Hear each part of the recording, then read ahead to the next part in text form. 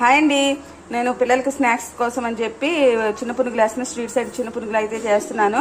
ఈ పునుగులకి ఏంటంటే నాకు దగ్గర కొద్దిగా దోశ బ్యాటర్ ఉందండి. ఈ దోశ బ్యాటర్లో కొద్దిగా ఇది యాడ్ చేశాను, మైదా పిండి యాడ్ చేశాను, ఒక ఉల్లిపాయ వేసాను చిన్న చిన్న ముక్కల కింద కట్ చేసి, సాల్ట్ యాడ్ చేశాను, కొద్దిగా తినే సోడా అండి. ఈ మూడు కలుపుకొని ఒక అరగంట నానబెట్టుకొని చిన్న పునుగులు వేసుకోవడమేనండి.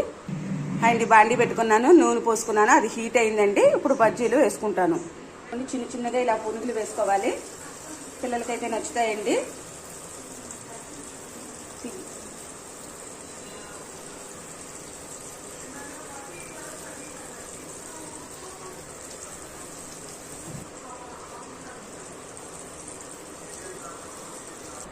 ఇవన్నీ ఫైనల్గా అయితే మన పునుగులు అయితే రెడీ అయిపోయినాయండి. చూడండి ఎంత సాఫ్ట్గా ఉన్నాయో.